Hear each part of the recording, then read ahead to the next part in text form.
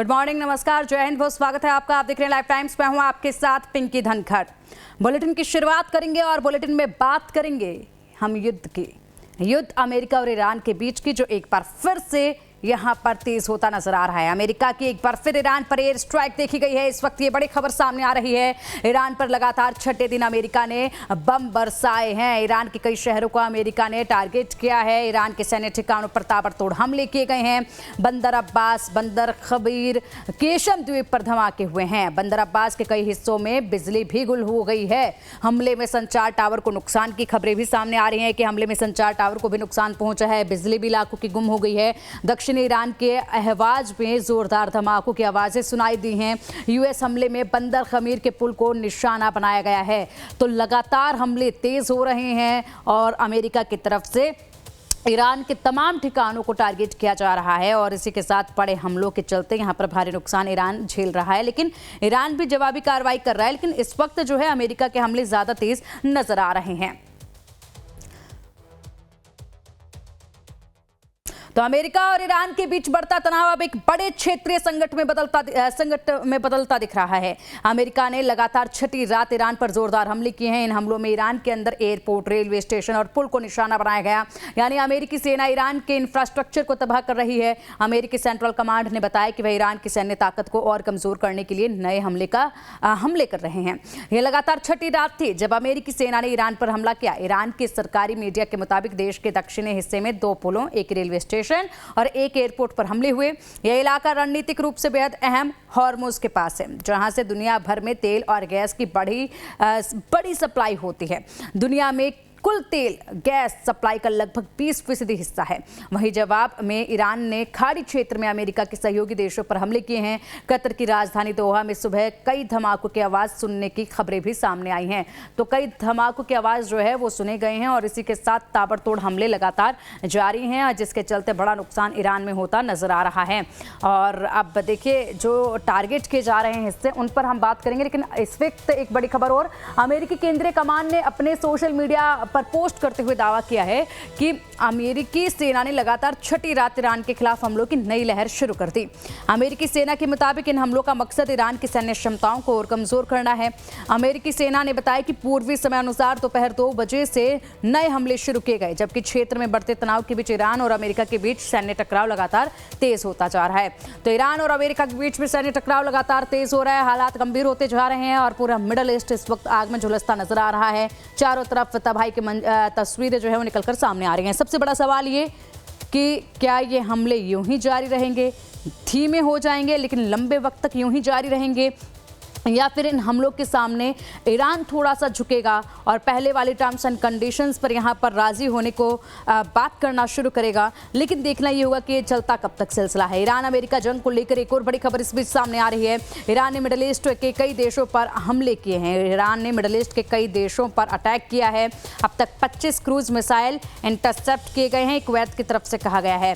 357 ballistic मिसाइलें तबाह की गई हैं, ये कुवैत की तरफ से जानकारी साझा की गई है। 1002 ड्रोन्स को इंटरसेप्ट कर तबाह किया गया है, ये कुवैत की तरफ से जानकारी दी गई। और वहीं ईरानी सेना ने अमेरिकी सैन्य ठिकानों पर हमले किए। अमेरिका की कार्रवाइयों को जवाब में हुई कार्रवाई है, ये कहा जा रहा है ईरान की तरफ से कि अमेरिका ने जो हमारे ऊपर कार्रवाई की है उसका ये जवाब हमने दिया है। ईरान ने बहरीन में यूएस सैन्य ठिकानों पर हमला किया। P-8 टोही विमान को निशाना बनाया गया है। आराश ड्रोन के जरिए भी हमला किया गया है। एक के बाद एक कई हमले जो हैं लगातार जारी हैं और इसी बीच ईरान ने भी अब हमलों का जवाब दिया है। लेकिन ईरान कितना भी इस वक्त जवाब दे ले, जो अमेरिका की तरफ से लहर हमलों की देखी जा रही है, जिन जगहों को टारगेट किया जा रहा है, उससे बड़ा नुकसान ईरान को हो रहा है। और ये पूरी तरीके से कोशिश दोनों तरफ से देखी जा रही है कि कैसे भी करके बस इतने हमले किए जाने हैं कि एक दूसरे को यहाँ पर घुटने टेकने पर मजबूर कर दिया जाए।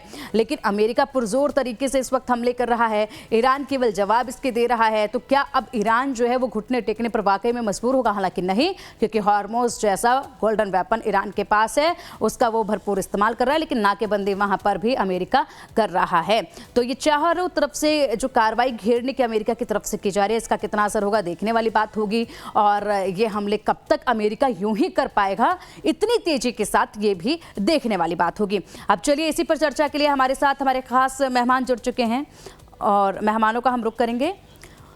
और हमारे साथ हैं इस वक्त रिटायर्ड मेजर जनरल अनुज माथुर जी, डिफेंस एक्सपर्ट, साथ ही एसके मलिक जी हमारे साथ हैं। सर, आप दोनों का बहुत स्वागत है लाइव टाइम्स पर। और कुछ ही देर में हमारे साथ retired group captain UK Devnath ji भी जुड़ेंगे।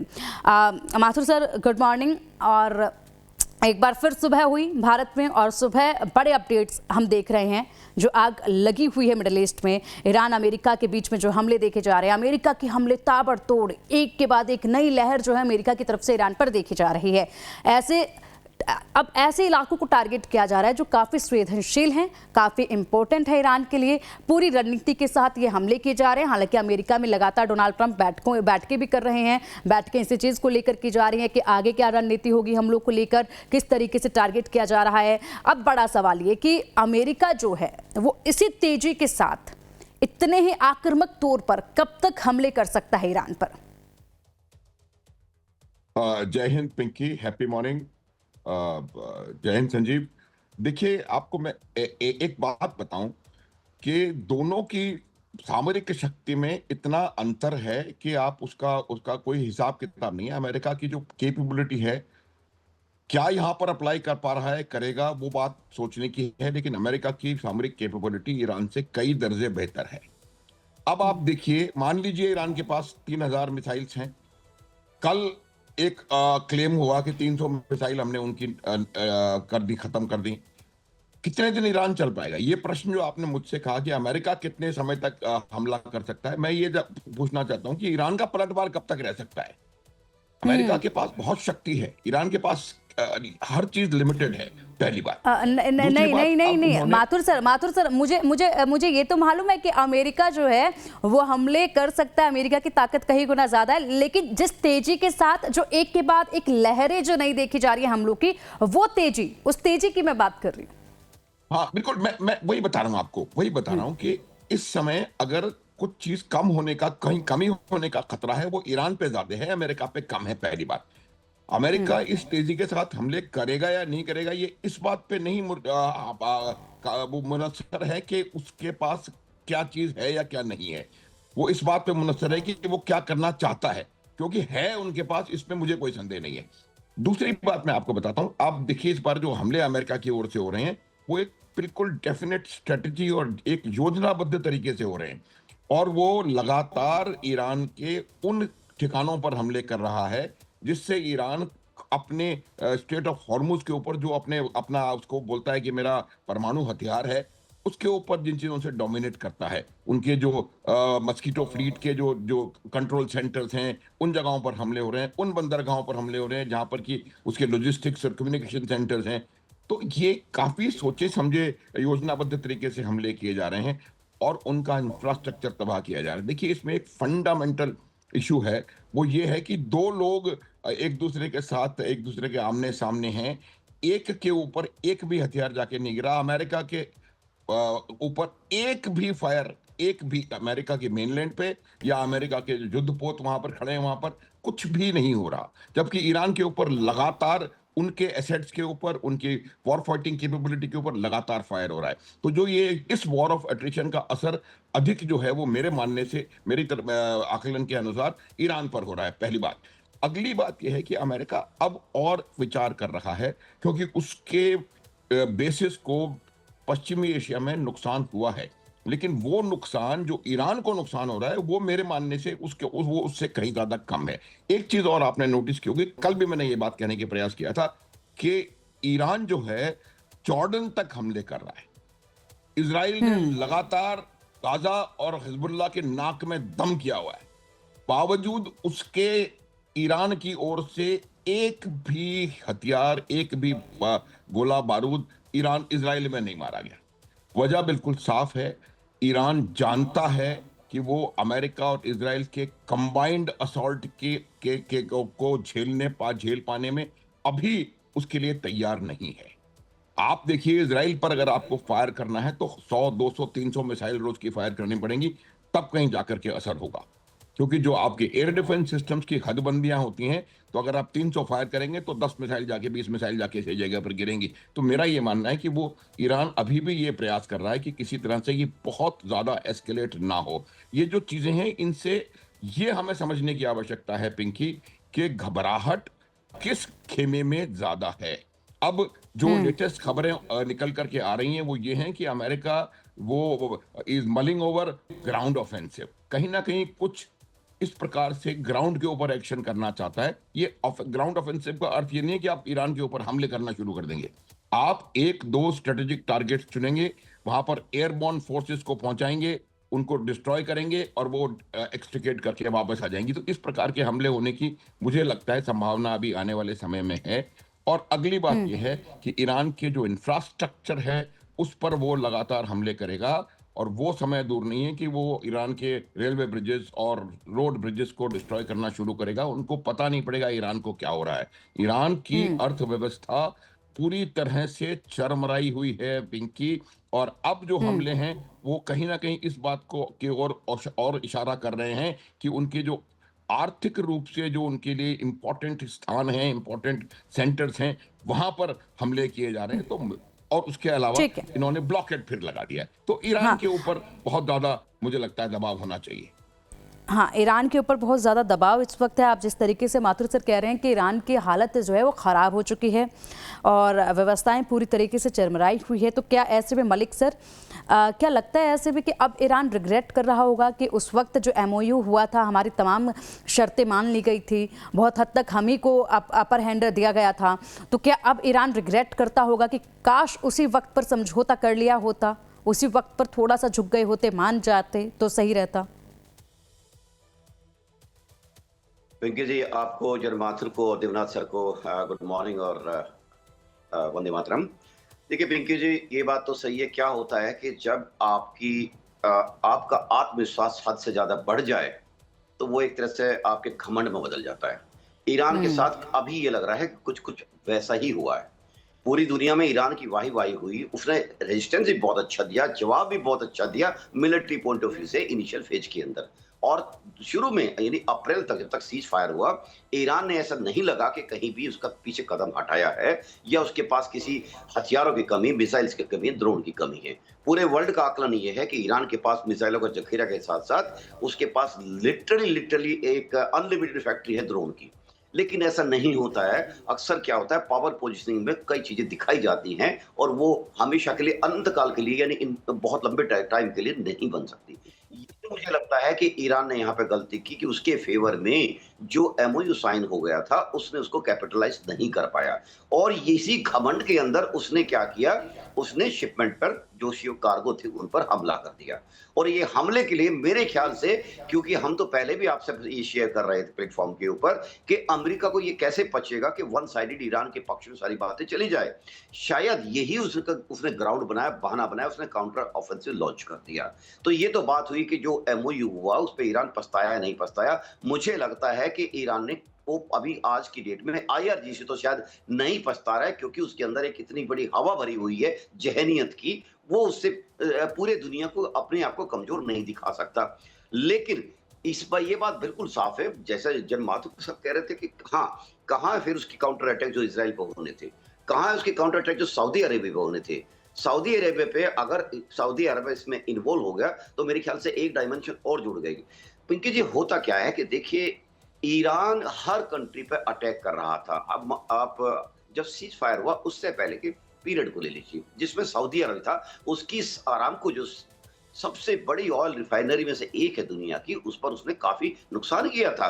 और मानने जानने वालों को मानना था, जो एनर्जी को जान समझते अच्छी तरह, कि उसने उन क्रिटिकल कंपोनेंट को डिस्ट्रॉय किया कि जिनको सालों तक भी लग सकता है उनको वापस अपनी पुनर्स्थिति लाने के लिए दिया। तो ये सोचते हुए अभी ईरान ना ही तो सऊदी अरब के ऊपर कुछ कर रहा है, ना ही इजराइल के ऊपर कुछ कर रहा है, ये जानते हुए कि शायद ऐसा ना हो कि ये इंटेंसिटी इस टाइम अटैक की चल रही है अमेरिका की, वो इंटेंसिटी में और इजाफा हो जाए और बहुत ज्यादा। ये बात इसमें बिल्कुल सही है, इसमें तो कोई दो राय है ही नहीं कि ईरान के अंदर इतना नुकसान हो रहा है, खासकर उसके जो सप्लाई सेंटर्स हैं। क्योंकि पहले फेज के अंदर जो ईरान ने जो सप्लाई किया चीन को किया, वो हॉर्मुज के बाहर से भी काफी किया, और ये भी सुनने में आया है कि उन्होंने रेलवे रूट का भी काफी इस्तेमाल किया। तो देखिए, अटैक हो रहे हैं रेलवे लाइन पर भी हो रहे हैं, और हॉर्मुज के बाहर जितने भी उसके छोटे बड़े पोर्ट है, सप्लाई सेंटर्स है, उनके सब पर अटैक हो रहे हैं। एक फैक्टर और आता है कि जो बीच में अब ये पाकिस्तान बोल रहा था जी मैं अभी करा रहा हूँ, दोनों के बीच में युद्ध बंद करा रहा हूँ। पाकिस्तान की सडन अचानक चुप्पी होगी, वो तो सीन से गायब ही हो गया। वैसे होना ही था क्योंकि उसका कोई बिल्कुल, है ही नहीं ग्राउंड बातचीत कराने का। बिल्कुल। एक हरकारा आदमी कभी भी नेगोशिएशंस को टेबल पे नहीं लाता है।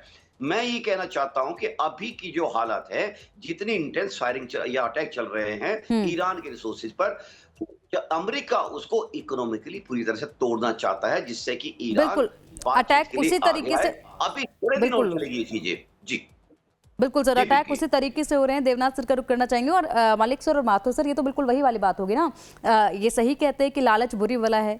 जब यहाँ पर सब कुछ ईरान को दिया जा रहा था तो उसको लालच आ रहा था कि मैं ये भी हासिल कर लूँ, मैं वो भी हासिल कर लूँ और मैं एकदम टॉप में चला जाऊँ। लेकिन अब देखिए, जैसे ही अमेरिका ने अपने तेवर दिखाए, अब वो खुलकर वार भी नहीं कर पा रहा है, जवाब भी नहीं दे पा रहा है, इसराइल को कुछ नहीं कह पा रहा है। अब फूंक फूंक के कदम आगे बढ़ा रहा है कि कहीं हम हालात जो है वो और भी ज़्यादा गंभीर ना हो जाए। देवनाथ सर, सिचुएशन इस वक्त आप कैसे देख पा रहे हैं और ईरान कब आने वाले कुछ दिनों में, मान लीजिए 24 घंटे में ही, क्या रिएक्शन रह सकता है? क्या इसी तरीके से अब संभल संभल के जवाब देगा ईरान कि झुकेगा? ईरान अपनी तरफ से बातचीत करने के लिए तैयार है, हमेशा से ही तैयार रहा है।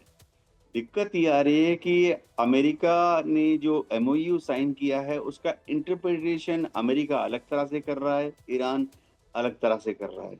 जो एमओयू साइन किया गया था उसके क्लॉज 5 को, आर्टिकल 5 को अगर पढ़ा जाए तो वो बहुत क्लियर है। बहुत क्लियरली एमओयू में लिखा हुआ है कि स्टेट ऑफ हार्मुज कौन एडमिनिस्टर करेगा। स्टेट ऑफ हार्मुज को एडमिनिस्टर करने के लिए आर्टिकल 5 में सिर्फ 2 ही देशों का नाम आता है, ईरान और ओमान। अमेरिका का कोई रोल नहीं है। ईरान ने ओमान के साथ मीटिंग की। ओमान का जो रुख था उन्होंने बहुत क्लियर नहीं किया। ईरान ने अपनी तरफ से स्टेट ऑफ हार्मुज को एडमिनिस्टर करने के लिए अपनी कार्रवाइयां चालू कर दी। ईरान ने स्टेट ऑफ हार्मुज पर कभी भी रॉकेट मिसाइल दागने की कोशिश नहीं की शुरुआती दौर में, ना ही भविष्य में करेगा। मैं ईरानियन सरकार का जो प्रवक्ता है उसकी इंटरप्रिटेशन दे रहा हूँ। उसकी इंटरप्रिटेशन ये है कि जो आर्टिकल 5 है वो क्लियरली कहता है कि ईरान फिलहाल 60 दिन के लिए स्टेट ऑफ हार्मुज को एडमिनिस्टर करेगा। अब ये एडमिनिस्टर करने का मतलब क्या होता है, ये दुनिया में जितने स्ट्रेटेजिस्ट हैं उनको समझना पड़ेगा। एडमिनिस्टर करने का मतलब ईरान ने ये निकाला है, और जो सही भी है इंटरप्रिटेशन, स्टेट ऑफ हार्मुज ठीक से है। जो भी जहाज जाएगा देवनाथ सर, मैं वो माफी के ईरान साथ को आपको इन्फॉर्म रोकना चाहूंगी करेगा। यहाँ पर। और चलिए अब युद्ध भूमि से बड़ी खबरों का रुख कर लेते हैं। ईरान को लेकर अमेरिका ने बड़ा बयान दिया है। ईरान लगातार बातचीत कर रहा है, ये व्हाइट हाउस की तरफ से कहा गया है कि ईरान लगातार बातचीत कर रहा है, ईरान हमारे साथ समझौता करना चाहता है, ईरान को अमेरिकी सेना से भारी नुकसान पहुंचा है। ये अब व्हाइट हाउस की तरफ से एक बयान जारी किया गया है जिसमें कहा जा रहा है कि ईरान हमसे बातचीत करना चाहता है। लेकिन ये सच भी हो सकता है क्योंकि ईरान की हालत जो इस वक्त देखी जा रही है, खुलकर वो जवाब भी नहीं दे पा रहा है। अब एक और बड़ी जानकारी सामने आ रही है हॉर्मुज को लेकर व्हाइट हाउस का एक बड़ा बयान। हॉर्मुज स्ट्रेट पर पूरी तरह खुला और सुरक्षित रहेगा। हॉर्मुज स्ट्रेट पूरी तरह खुला और सुरक्षित रहेगा, ये व्हाइट हाउस की तरफ से कहा गया है। अंतर्राष्ट्रीय तेल बाजार पर कोई बड़ा असर नहीं, ये व्हाइट हाउस कह रहा है। गैर ईरानी मार्गों से जहाजों के लिए रास्ता खुला है। एक और बड़ी जानकारी सामने आ रही है, अब उसका भी रुख कर लेते हैं। ये बड़े अपडेट लगातार सामने आ रहे हैं इस युद्ध से जुड़े हुए। अमेरिका ईरान के बीच युद्ध जारी है। ईरान को लेकर अमेरिकी राष्ट्रपति ट्रंप ने बड़ा बयान दिया है। हम ईरान में बड़ी जीत हासिल कर रहे हैं, ये डोनाल्ड ट्रंप ने कहा है। हमारी मेहनत का जल्द नतीजा दिखेगा, ये डोनाल्ड ट्रंप की तरफ से बयान दिया गया। व्हाइट हाउस की तरफ से पहले कहा गया कि ईरान बातचीत करना चाहता है, उसके बाद अब डोनाल्ड ट्रंप कह रहे हैं कि हम जीत की तरफ बढ़ रहे हैं और बड़ी जीत दर्ज कर रहे हैं, और ये जो हमले किए हैं इनका नतीजा जो है वो जल्द देखने को मिलेगा। देवनाथ सर, आपके पास आना चाहूंगी। सिर्फ 30 सेकंड मेरे पास है, उसके बाद इस चर्चा को यहीं पर समाप्त करना होगा। आपको समय कम मिला था इसलिए आपके पास में आ रही हूँ। लगातार बड़े अपडेट सामने आ रहे हैं। व्हाइट हाउस की तरफ से कहा है कि बातचीत करना चाहता है ईरान, और डोनाल्ड ट्रंप अब कह रहे हैं जीत हम दर्ज करेंगे। तो ये तो पूरी तरीके से टेबल ही चेंज हो गई है और ईरान को अब बड़ा नुकसान हो गया। ईरान तो अब पछता ही रहा है। इसमें कोई शक नहीं है कि ईरान को बहुत ज्यादा नुकसान हुआ है। ईरान बातचीत करेगा। ईरान को भी मालूम है कि युद्ध करके तो अमेरिका को हरा नहीं सकता। बातचीत जो है, ईरान सिर्फ इतना कह रहा है कि बातचीत इक्वल टर्म्स पर होनी चाहिए। अमेरिका तमंचे को कनपट्टी पर रखकर बातचीत ना करे। जी। ठीक है। माथुर सर, एक छोटा सा रिएक्शन इस पर आपका भी। देखिए, बिल्कुल बिल्कुल साफ बात है कि ईरान को पता है, ईरान की जो जिहादी मानसिकता वाली आईआरजीसी है, उसकी वजह से ये तमाम परेशानियां हो रही हैं। और ये बात बिल्कुल क्लियर है कि जब तक उनका वो दो जज्बा, जिहाद और बदला, वो उनके दिमाग में बैठा रहेगा, तब तक वो नहीं होगा। देखिए, एक चीज कहलाती है डिल्यूशन। उनको ये डिल्यूशन है और उनको ये पढ़ा दिया गया, बता दिया गया ठीक है। पाकिस्तान जैसे देशों ने। एक लाइन और कि वो जीते हैं, वो जीते नहीं थे।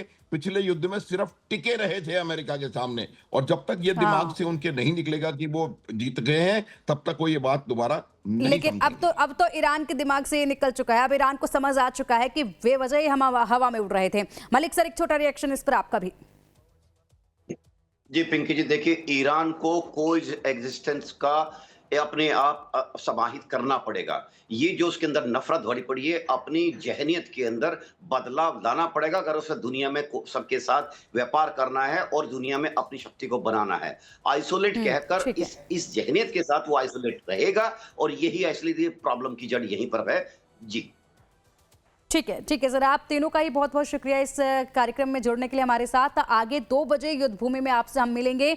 इन्हीं विषयों पर, इन्हीं अपडेट पर हम विस्तार से चर्चा करेंगे। फिलहाल बुलेटिन में इतना ही। खबरों का सिलसिला लगातार जारी है, बने रहिएगा हमारे साथ।